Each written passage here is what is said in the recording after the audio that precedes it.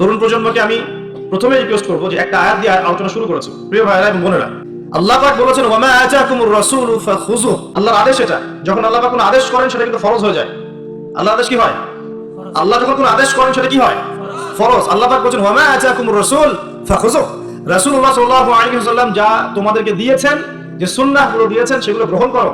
ওয়া মা নাহাকুম আনহু ফান্তাহু। রাসূল যা থেকে নিষেধ করেছেন দূরে থাকো। দুটো জিনিস পাচ্ছেন, যা দিয়েছেন নিতে হবে, যা নিষেধ করেছেন ছাড়তে হবে। শুধু যা দিয়েছেন নিব, যা নিষেধ করেছেন ছাড়বো না, এটাও কিন্তু হলো না। যা দিয়েছেন নিতে হবে, যা ছাড়তে বলেছেন কি করতে হবে? ছাড়তে হবে।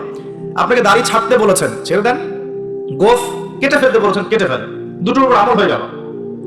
ঘুমাচ্ছেন আপনি, কেন মিউজিক শুনতে শুনতে আপনি কানের মধ্যে হেডফোন দিয়ে ঘুমিয়ে যাবেন? এটা কি রাসূলের সুন্নাত হলো নাকি? সুন্দর করে ওযু করবেন। এই রাতটা থেকে আমল শুরু করেন ইনশাআল্লাহ, আজকে থেকে সুন্দর করে ওযু করবেন। যদি পসিবল হয় সূরা মুলক তেলাওয়াত করবেন। কোন সূরা? তাবারাকাল্লাযী বিয়াদিহিল মুলক ওয়া হুয়া আলা কুল্লি শাইইন কাদির। এই সূরাটা রাতে তেলাওয়াত করতে বলেছেন আল্লাহ পাক, খেয়াল করে দেখেন। এবং ফজিলত বলা হয়েছে এই সূরার তেলাওয়াত ইনশাআল্লাহ আপনাকে কবরের আযাব থেকে বাঁচাবে। এটা হাদিস আছে কিন্তু। আর একটা লিংক আপনাকে দেই, একটু মনোযোগ দিবেন। লিংকটা হচ্ছে আল্লাহ পাক কোরআনের আয়াতগুলোকে তুলনা করেছেন আকাশের তারার সাথে। কিসের সাথে? আকাশের তারার সাথে। আকাশের তারা কি করে? শুধু কিন্তু সৌন্দর্য বৃদ্ধি করে না, আকাশের তারাগুলোকে যদি মিলাতে পারেন সঠিকভাবে, আপনি পথ খুঁজে পাবেন। কি পাবেন?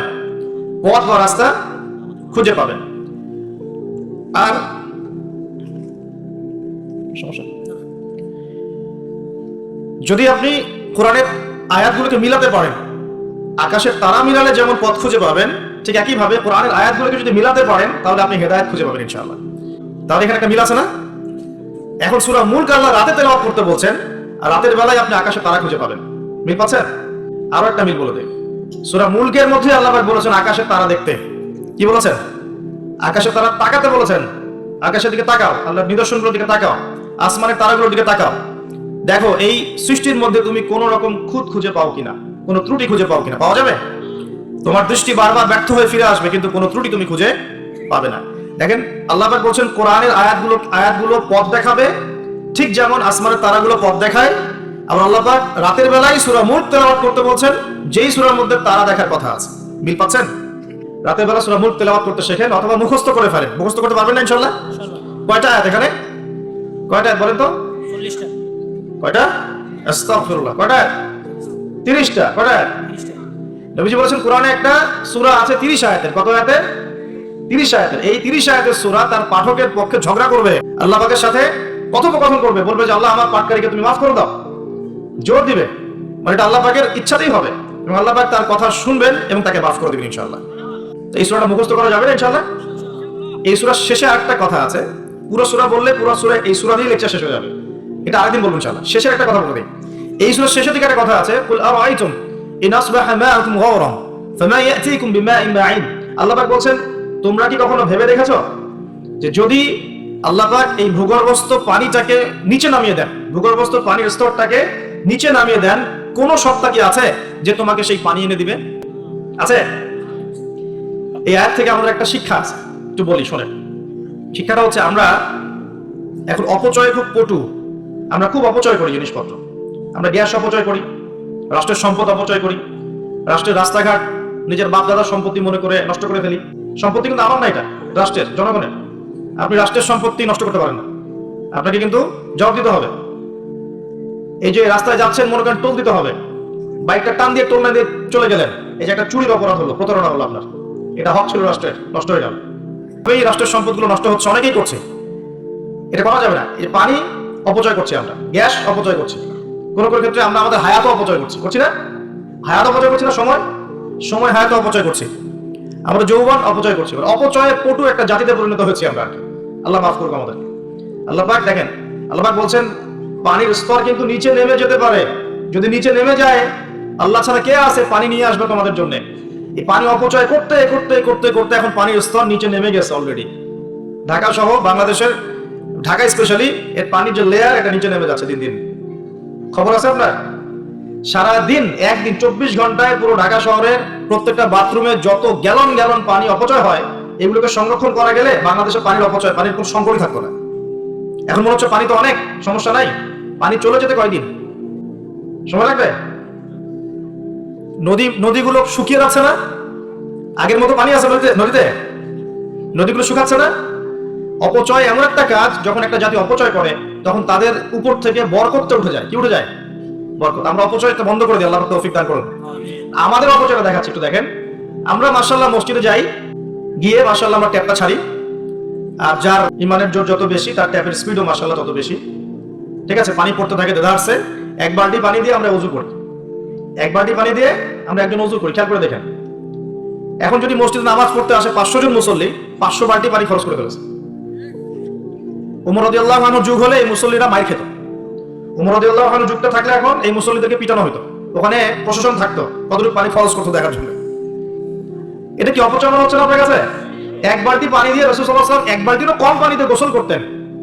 সহিহ বুখারী পড়ে দেখেন, নবী সাল্লাল্লাহু আলাইহি ওয়াসাল্লাম এক বালতিরও কম পানি দিয়ে গোসল করতেন। আর আমরা ওযুই করি এক বালতি পানি লাগে, আধা বালতি পানি লাগে। আর এই শহরগুলোতে যে শাওয়ার ছেড়ে দিলাম, ব্যাস পড়ছে পানি 1 লিটার, 10 লিটার, 15 লিটার, 20 লিটার গোসল করতেছে। আর মহিলা ঢুকলে তো কথাই নাই, 40-50 লিটার পানিও চলে যেতে পারে। এই যে পানির অপচয়, এটা লেকচারে বলবো ভাবছিলাম, সুযোগ পাচ্ছিলাম না, আজকে মনে পড়েছে বলে দিলাম। পানির অপচয় করেন না। আল্লাহ পাক কিন্তু পানির নিয়ামত নিয়ে নিতে পারেন, পানির স্তর নিচে নেমে যেতে পারে, কিন্তু আল্লাহ পাক আমাদেরকে বোঝার তৌফিক দান করুন। শুধু পানি না, কোন সম্পত্তিরই অপচয় করবেন না, ব্যক্তিগতও না, রাষ্ট্রেরও না। সম্পত্তি সঞ্চয় করার চেষ্টা করেন ইনশাআল্লাহ, তাহলে সামনের যে দিনগুলো আসবে কঠিন, ওই সময় ইনশাআল্লাহ লাভ হবে আমাদের। কঠিন দিন যে সামনে আসছে, এটা কি বিশ্বাস করেন না? বিশ্বাস করার দরকার নাই, যখন আসবে তখন বুঝেন। এখন শোনেন, যুবক ভাইদেরকে বলছিলাম এবং যুবতীদেরকেও বলছি, স্পেশালি ইয়াং জেনারেশনে বেশি, তার তোমাদেরকে বলছি, আল্লাহ পাকের এখানে দুইটা কথা আছে। একটা কথা, রাসূলের আদেশ যা যা আছে মানতে হবে, নিষেধ যা যা করেছেন বর্জন করতে হবে। স্টার্ট করেন ঘুম থেকে, ঘুমানোর সময় আপনি সূরা মুলক পড়েন। সূরা মুলক তেলাওয়াত করতে হলে কোরআন তেলাওয়াত করার আগে শিখতে হবে, তাই তো? সবাই জানি তো ইনশাআল্লাহ? কোরআন তেলাওয়াত করা জানি? কনফিডেন্স নাই? কোরআন তেলাওয়াত করা জানেন না? আল্লাহ সবাইকে তৌফিক দেখ। আজকের মাহফিল সার্থক হবে যদি একটা ওয়াদা করে বাসায় যান, এই ওয়াদাটা পূরণ করতে পারেন, আজকের এই মাহফিল সফল করবেন। আগামী মার্চ মাসের মনে হয় 20-25 তারিখের দিক থেকে সম্ভবত রমজান শুরু হবে। ঠিক আছে, এটা কি মাস চলছে? ডিসেম্বর, জানুয়ারি, ফেব্রুয়ারি, মার্চ, 2 মাস বাকি আছে, 2-3 মাস বাকি আছে। এই 3 মাস সময়ের মধ্যে এই মাহফিলে উপস্থিত প্রত্যেক যুবক যুবতী বিশুদ্ধ করে কোরআন তেলাওয়াত করা শিখবেন, ওয়াদা করেন, আল্লাহর কাছে ওয়াদা করেন, শিখবেন ইনশাআল্লাহ। ইনশাআল্লাহ। শয়তান 3টা ধোঁকা দিবে। কয়টা ধোঁকা? হাত নামান। শয়তান 3টা ধোঁকা দিবে, এটা সবাইকে দেয়, আপনাকেও দিবে। 1 নাম্বার ধোঁকা, বৈজ্ঞানিক পদ্ধতি পড়েছি, হুজুরের কাছে পড়েছি, হ্যাঁ, তারাবির নামাজের আগে পরে পড়েছি, রমজানে পড়েছি, আমার জানার দরকার নেই, অনেক জানি। এটা শয়তানের একটা ধোঁকা, ভালো করে পড়াশোনা করলে বুঝবেন যে আপনি কিছুই জানেন না। দ্বিতীয় ধোঁকা হচ্ছে, আপনাকে শয়তান ধোঁকা দিবে, আমার অনেক বয়স হয়ে গেছে, আমি আর পারবো না। এই ধোঁকা দেয় নাই ভাই? আমার অনেক বয়স হয়ে গেছে, আমি আর পারবো না, আমার জিহ্বায় আসে না। জিহ্বায় না আসলেও পড়তে হবে, তাহলে আপনি ডাবল নেকি পাবেন ইনশাআল্লাহ। জিহ্বায় না আসলেও যারা পড়ে, হাদিসে আসছে, মানে আটকে যায়, তারপরেও ওহু আলাইহি শাক্কুন, এটা তার উপর কঠিন হয়, তারপরেও সে চেষ্টা করে, ফালাহু আজরান, তার জন্য ডাবল পুরস্কার, ডাবল নেকি হবে ইনশাআল্লাহ। আরেকটা শয়তান ধোঁকা দিবে, এটা তোমাদেরকে দিবে, ইয়াংদেরকে। সেটা হলো, অনেক সময় পড়ে আছে, এত তাড়াহুড়োর কিছু নাই, পরে শিখে নিব। এই ধোঁকা দেয় নাই? এই ধোঁকা দিয়ে তো বয়স হয়ে গেল 25-30, এখনো 30টা কোরআনের আয়াত তুমি বলতে পারছো না। 30টা কোরআনের আয়াত তুমি জানো না, এটা তো ওই ধোঁকারই ফসল। তোমার আব্বা আম্মাকে আগে ধোঁকা দিয়েছে শয়তান, যে বাচ্চাটাকে আগে বড় করি, স্কুল কলেজ বিশ্ববিদ্যালয়টা শেষ হোক, তারপরে দেখা যাবে। ওই করতে করতে ছেলের বয়স হয়ে গেছে 25-30, এখনো ওযুর মাসআলা জানে না, নামাজের মাসআলাগুলো জানে না, ফরজ ওয়াজিব সুন্নাত মুস্তাহাব বোঝে না, আর ইসলামের গভীর জ্ঞান তো অনেক দূরের কথা। কোরআন, হাদিস, আকীদা, উসুল, ফিকহ, এগুলো অনেক পরের কথা। এখন সেদিন শেখার জন্য একটাই মাধ্যম সামনে পায়, ফেসবুক, ইউটিউব। বাস, দ্যাটস অল। আর ফেসবুক, ইউটিউব মানে কি? ঢুকবে, দেখবে অমুক যা বললো তমুকের বিরুদ্ধে, আর তমুক যা বললো অমুকের বিরুদ্ধে, এগুলোই দেখবে। এখানে শেখার তো তেমন কিছু নাই, আপনি তো এখানে সমালোচনা শিখবেন খালি। এখানে শিখবেন কিভাবে ওয়াজ মাহফিলে উঠে কাউকে তুচ্ছ তাচ্ছিল্য করতে হয়। আপনি শিখছেন এখানে কিভাবে একজন একজনকে গালি দিচ্ছে, কিভাবে একদল আরেকদলকে গালি দিচ্ছে, কিভাবে এ তার বিরুদ্ধে বলছে, ও তার বিরুদ্ধে, এগুলো শিখছেন আপনি। তাহলে সঠিক শিক্ষা পাবেন কোথায়? এখানে ঈমান রিচার্জ করবেন, সঠিক শিক্ষাটা পাবেন কোথায়? আপনাকে তো আলেম ওলামার কাছে সোহবতে যেতে হবে তো, এবং সিলেবাস ভিত্তিক পড়াশোনা করতে হবে তো। না হলে শুধু এই ইন্টারনেটে ঢুকলে আপনি বিভ্রান্ত হয়ে যাবেন। ইন্টারনেট একটা ফিতনার জায়গা এখন, এটাকে মাধ্যম বানাতে পারেন আপনি, আপনি সহযোগী মাধ্যম বানাতে পারেন, কিন্তু একমাত্র মাধ্যম বানালেই সমস্যা আছে, আপনি শেষ, তখন সমস্যা হয়ে যাবে আপনার। এই কথাগুলো আমাদের বাস্তব জীবন উপলব্ধি থেকে বলছি, ইনশাআল্লাহ আপনার জীবনে ফায়দা দিবে ইনশাআল্লাহ। প্রিয় যুবক ভাইরা, এই তিনটা ধোঁকা থেকে বেঁচে থাকবেন। রাত্রেবেলা কি তেলাওয়াত করবেন তাহলে? কোন সূরা? সূরা মুলক। আচ্ছা, ফজিলত কি কি ফজিলত? ইনশাআল্লাহ আপনাকে আল্লাহ রাব্বুল আলামিন এই সূরা তেলাওয়াতের বরকতে এর ওসিলা ইনশাআল্লাহ কবরের আযাব থেকে বাঁচাবেন ইনশাআল্লাহ। কবরের আযাব সত্য না মিথ্যা? চোখে দেখা যায়? কোন পরীক্ষাগারে প্রমাণ করা যায়? তাহলে পশ্চিমারা যে বলে যে পরীক্ষা নিরীক্ষা পর্যবেক্ষণ ছাড়া কোনো জ্ঞান নেওয়া যাবে না, তাহলে কি হবে? এই যে শিক্ষা ব্যবস্থা দাঁড়িয়ে আছে এখনকার এই দর্শনের উপরে, পরীক্ষা নিরীক্ষা পর্যবেক্ষণ চাক্ষুষ না দেখা পর্যন্ত কিছু বিশ্বাস করি না। যদি বিশ্বাস করেন তখন আপনাকে বলবে ধর্মান্ধ এই ব্যক্তি। কি বলবে? কথা বুঝেন না আমার? হ্যাঁ, ওদের ফিলোসফি অফ এডুকেশন, মানে আমরা বলি এটাকে এপিস্টিমোলজি, আমাদের ফিলোসফিতে বলতে এপিস্টিমোলজি মানে জ্ঞান তত্ত্ব। এই শব্দের অর্থ হচ্ছে কি?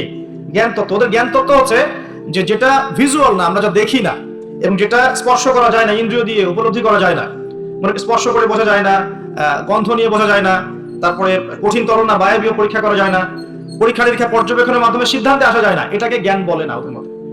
যদি এটাকে এই সিঁড়িগুলো উত্তরানো যায় তখন সেটা জ্ঞান, ওদের দর্শন এটা। তাহলে এখন কবর আযাবটাকে আপনি কি করবেন? এখন কবর আযাব নাই তাহলে?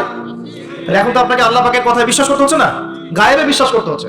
তাহলে এখন আপনি যখন গায়েবে বিশ্বাস করতে যাবেন, ওরাই আপনাকে তোকমা দিয়ে দিবে তো ধর্মান্ধ, এবং ওয়ার্ল্ড আপনাকে আক্রমণ করবে তখন। যেমন মুসলিমদেরকে এখন আক্রমণ করছে না এগুলো দিয়ে, এগুলো এমনি এমনি আসে নাই, এটা পরিকল্পিত। আপনার ভিত্তিটাকে নড়িয়ে দিবে। তাই তো আসলেই তো আল্লাহকে তো দেখি না, ফেরেশতা তো দেখি না, জিন জাতিকে তো দেখি নাই, আত্মা তো দেখি না, কবর আযাব তো দেখি না, কেন বিশ্বাস করবো তাহলে? এই জন্য দেখবেন একটা প্রজন্ম তৈরি হচ্ছে এখন, ওরা বলে যে আমি তো আল্লাহ কোরআন এগুলো তো খুব একটা বিশ্বাস করি না, কারণ আমি তো দেখি না। নাউযুবিল্লাহ। আছে না আমার লোকজন আশপাশে আপনার? এদের সংখ্যা বাড়ছে না কমছে? দিন দিন বাড়ছে। হয়তো আপনার কাছে মনে হচ্ছে যে এদের সংখ্যা হয়তো বেশি না, কিন্তু দিন দিন বাড়ছে।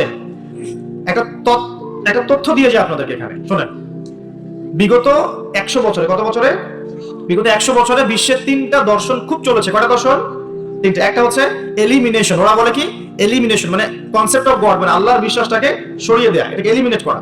দেখবেন পশ্চিমারা সহ এই উন্নত সভ্যতা, সকল উন্নত সভ্যতারে কিন্তু আল্লাহ বিশ্বাস করে না, তারা নাস্তিকতার আদর্শ ছড়িয়ে দিচ্ছে। কিন্তু তারা বিজ্ঞানে বিশ্বাস করে, আল্লাহ বিশ্বাস করে না। কিন্তু বিজ্ঞান যদি বলে কবরের আযাব বলে কিছু আছে, ওরা বিশ্বাস করবে, অবশ্যই বিশ্বাস করবে।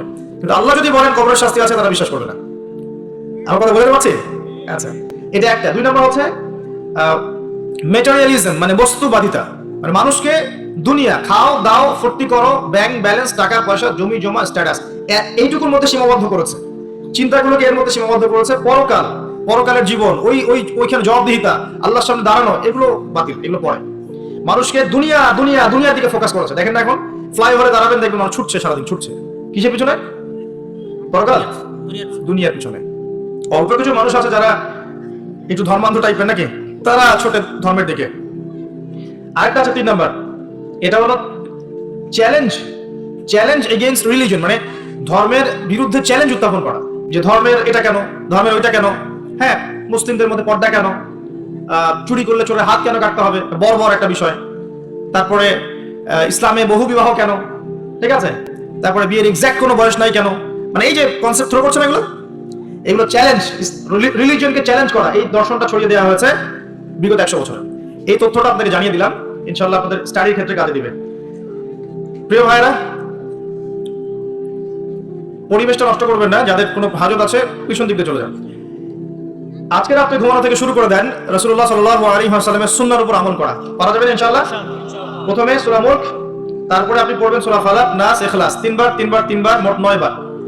এবং প্রত্যেক 3 বার শেষ হলে আপনি 2 হাতকে একত্রিত করে ফু দিয়ে নিজের মাথা থেকে নিয়ে যতদূর পর্যন্ত পারেন মাসাহ করবেন। ইনশাআল্লাহ রাত্রেবেলা আপনাকে কোনো দৃশ্য অদৃশ্যের ক্ষতি স্পর্শ করবে না ইনশাআল্লাহ।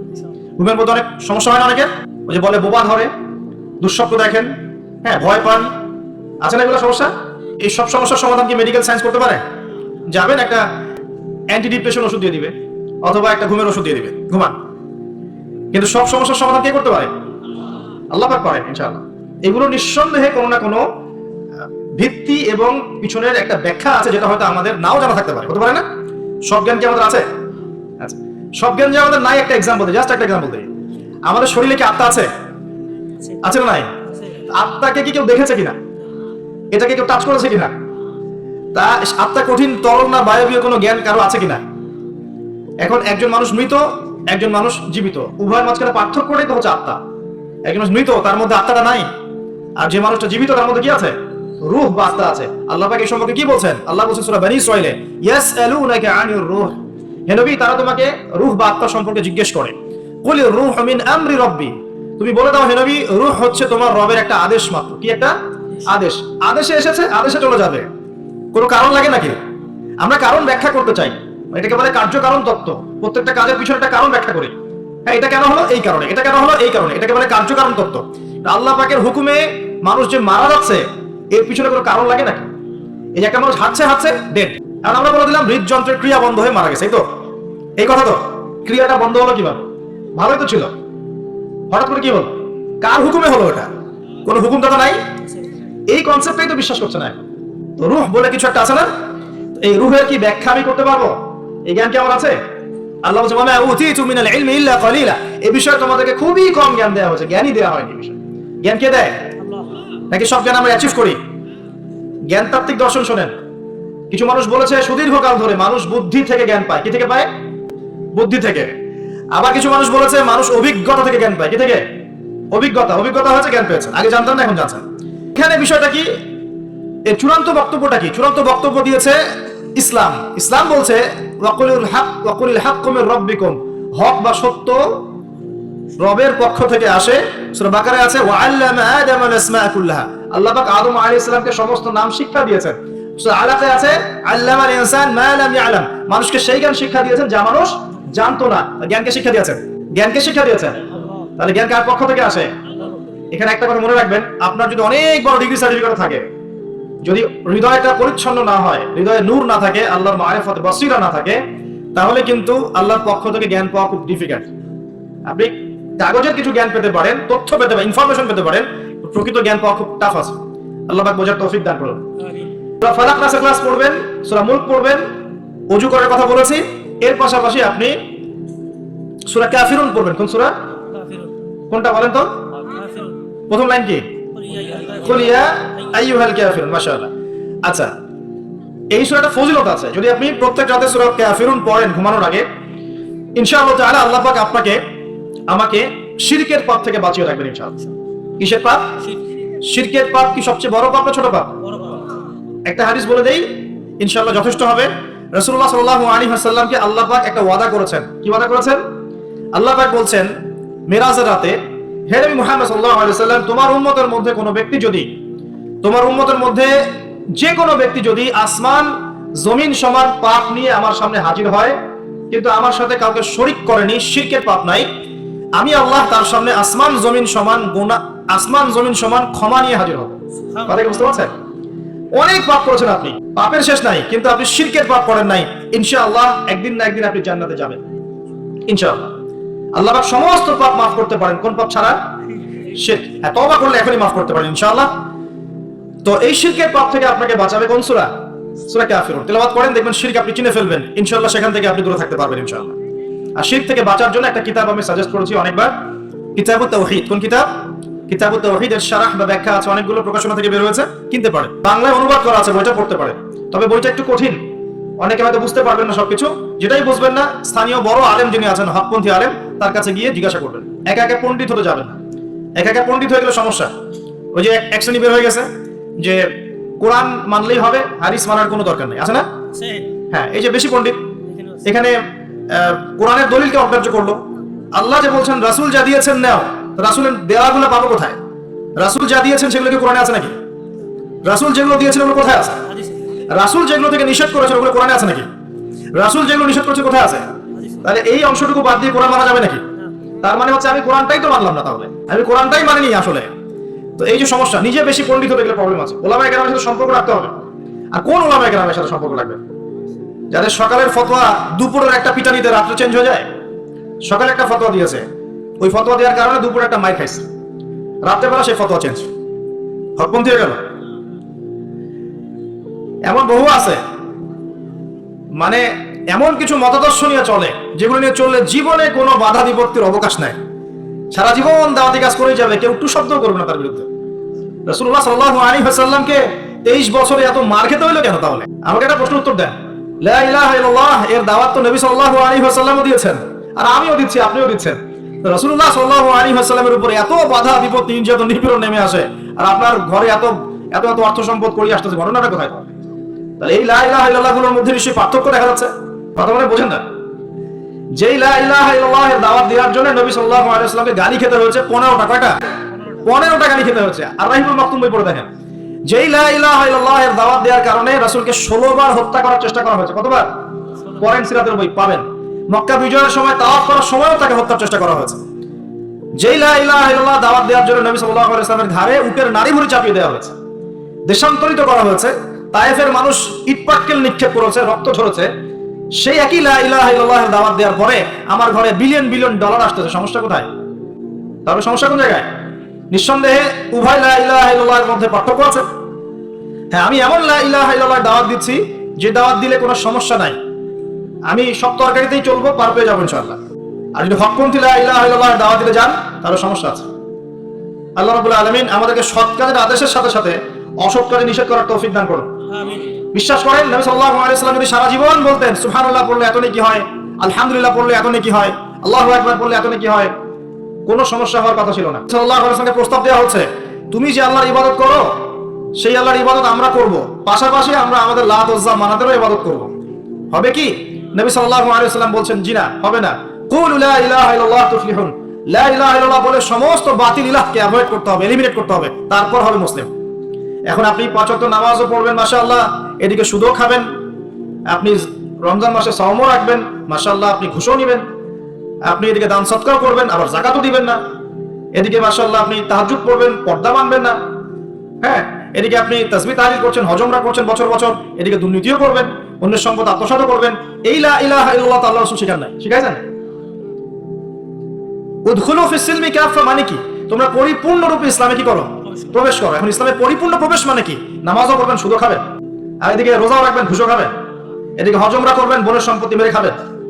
এগুলো কি লা ইলাহা ইল্লাল্লাহ শিক্ষা? মনে রাখবেন লা ইলাহা ইল্লাল্লাহ এর হকপন্থী ওলামায়ে কেরাম যারা সোহবতে গিয়ে পড়ে দিন শিখবেন ইনশাআল্লাহ। পারবেন না?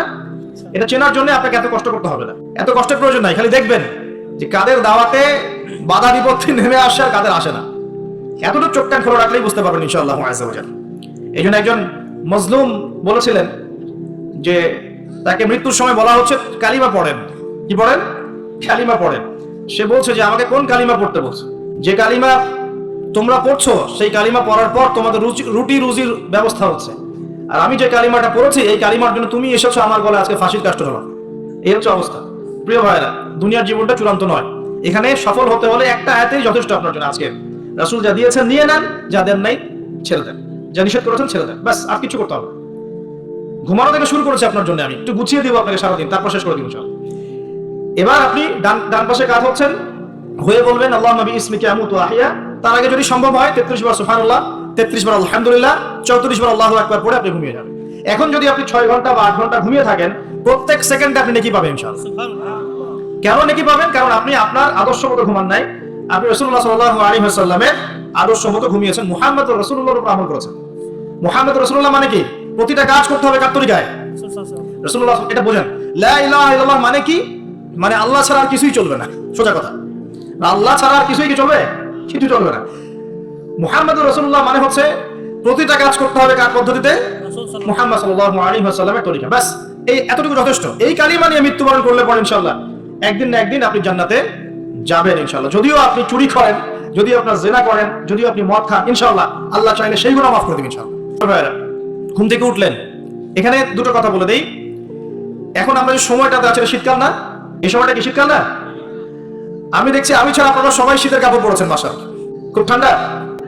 যুব সমাজে এত ঠান্ডা লাগে কেন? এই বয়সে এত ঠান্ডা লাগে কেন? এখন তো রক্ত গরম থাকার কথা নাকি? ঠান্ডা লাগে খুব? তাহলে তো সমস্যা। আচ্ছা, এটা তো শীতকাল চলছে নাকি?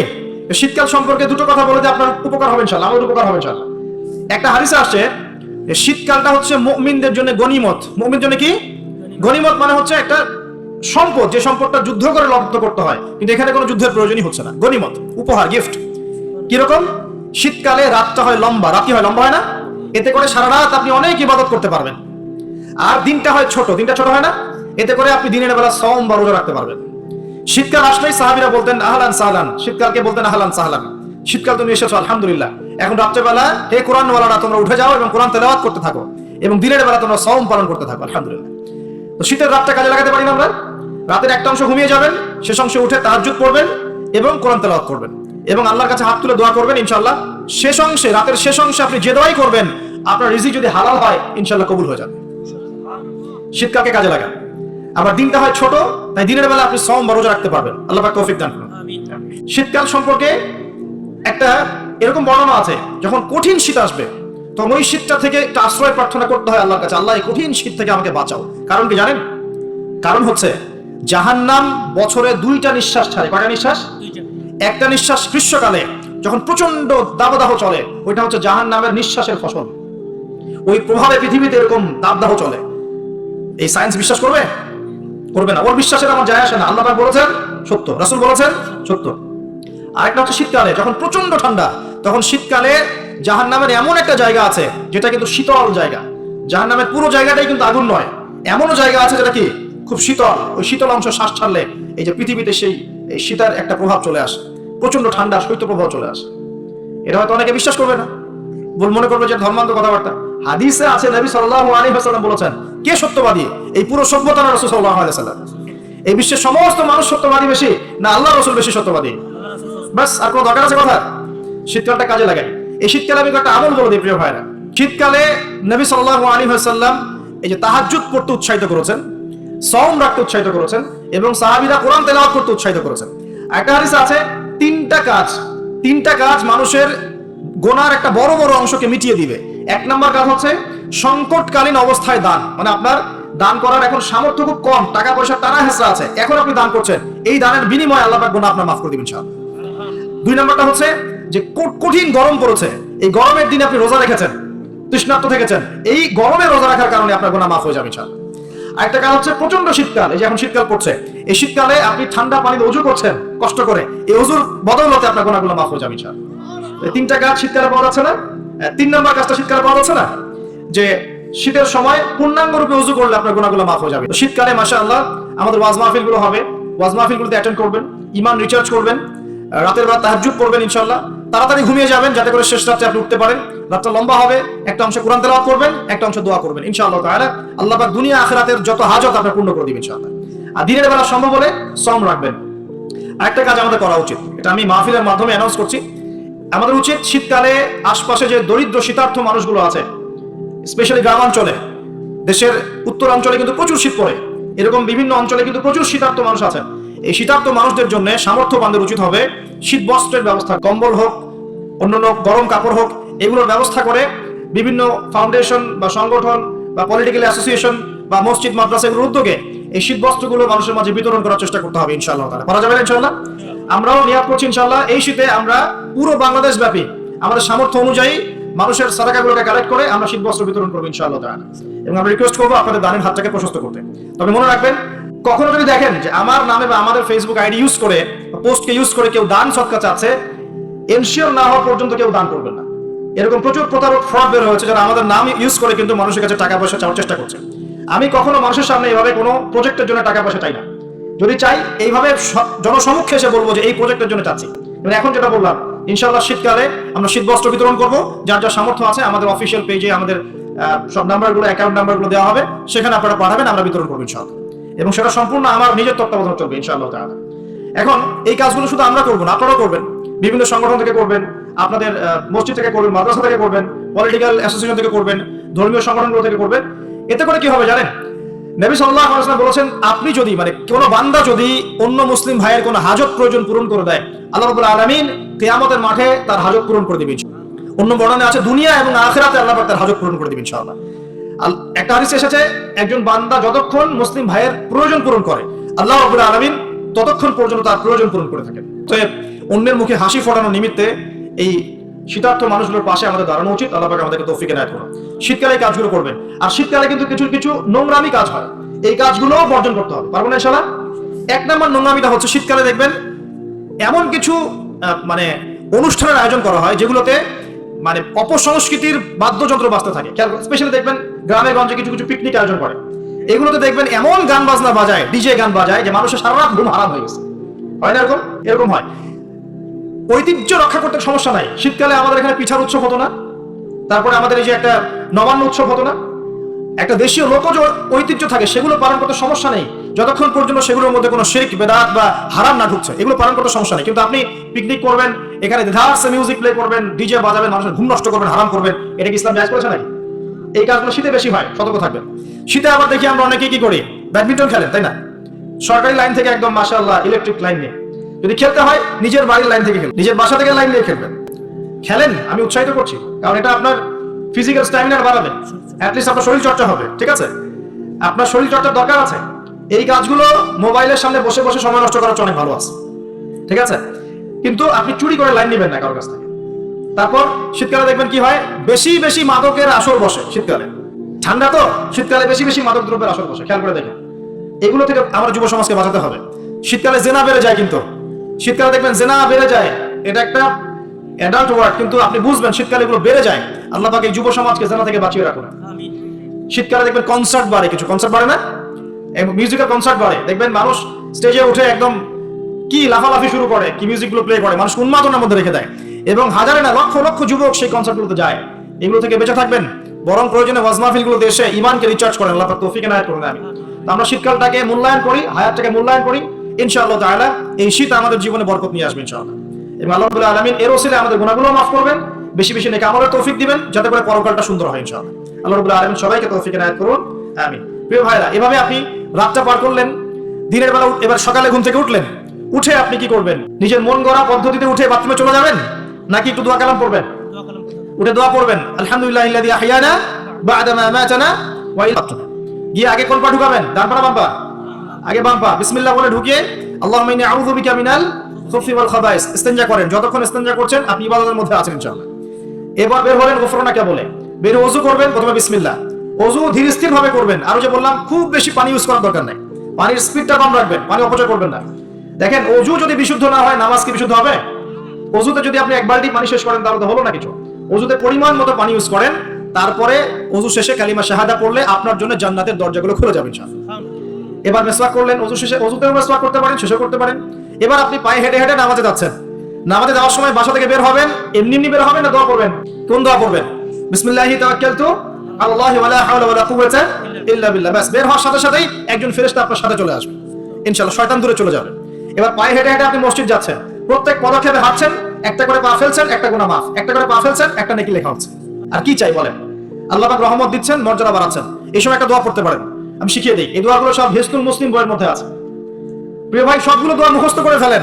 সারা জীবনে কত কিছু মুখস্থ করলেন, আমি ফখর করছি না, কিন্তু আমি বিশ্বাস করেন, এই মুহূর্তে যদি বাংলাদেশের সব দোয়ার বইও না থাকে, মুখস্থ একটা পুরো হিসনুল মুসলিম লিখে দিতে পারবেন ইনশাআল্লাহ।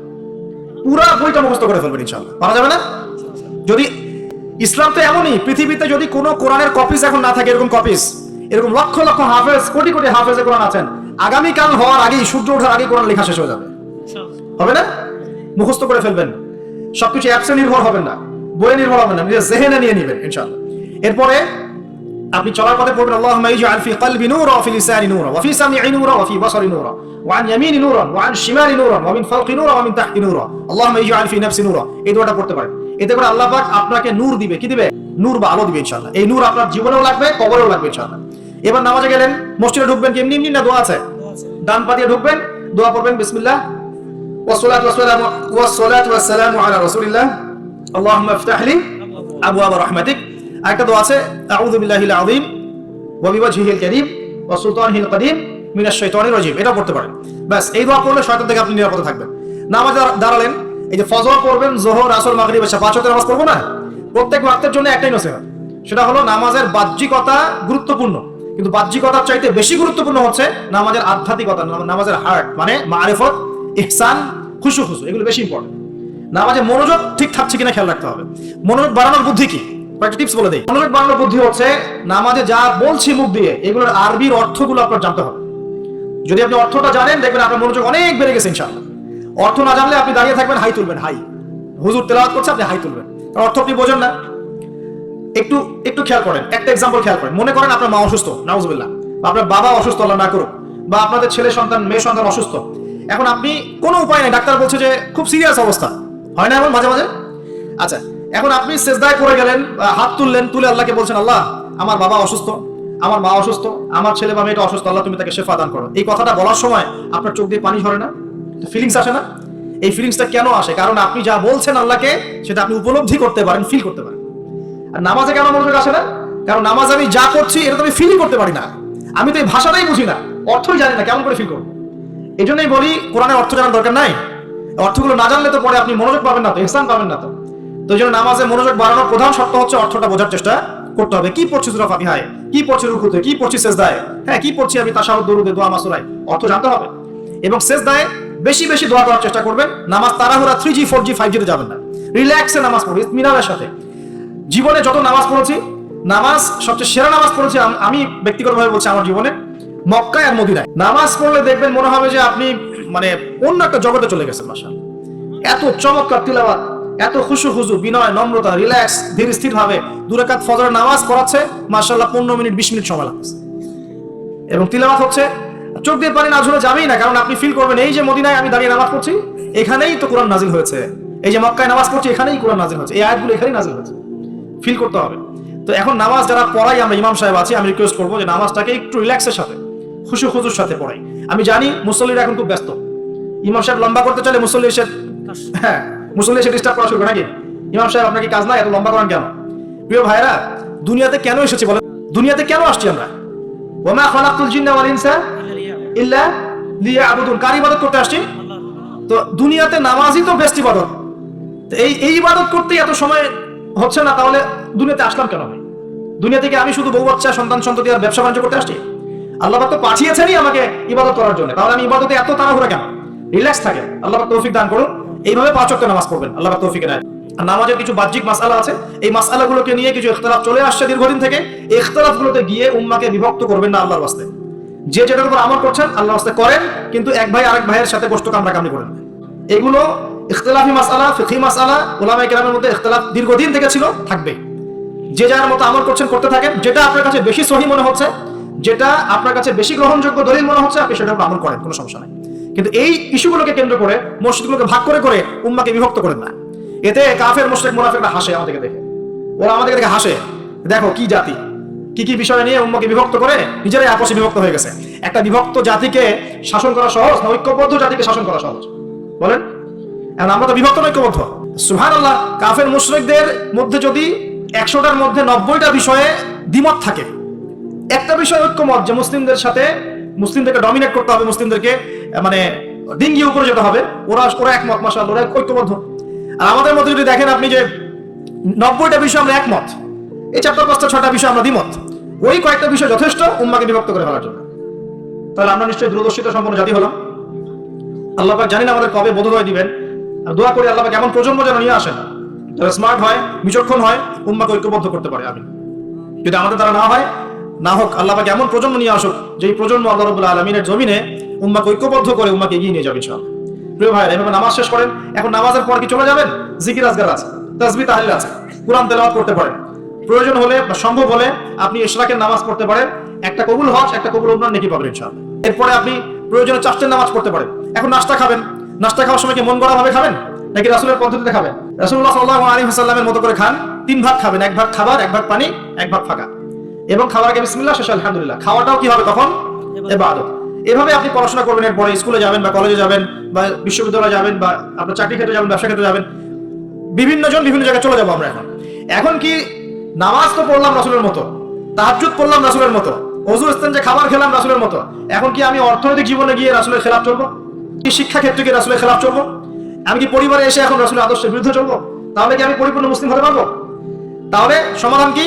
ব্যবসা করতে গিয়েছেন, এখানে ব্যবসার সুন্নত আছে, মাপে কম দিতে পারবেন না, পণ্যে ভেজাল মিশাতে পারবেন না, কাউকে ঠকাতে পারবেন না, ঠিক আছে, মজুদদারি করতে পারবেন না, আপনি কৃত্রিম সংকট তৈরি করতে পারবেন না। ব্যবসার মূলনীতি মেনে চলবেন, ইনশাআল্লাহ আপনি এখানেও নেকি পাবেন ইনশাআল্লাহ।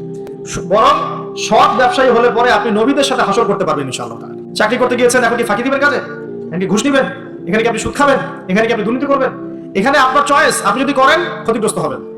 ইবাদত বন্দেগীর জীবনে আপনি মুসলিম হলেও এই ক্ষেত্রে কিন্তু আপনি পরিপূর্ণ মুসলিম হতে পারছেন না। আবার যদি সমাজে যান, এখানে কি আপনি গিয়ে মন গড়া সব কাজ করবেন, মন গড়া বিধান প্রয়োগ করবেন?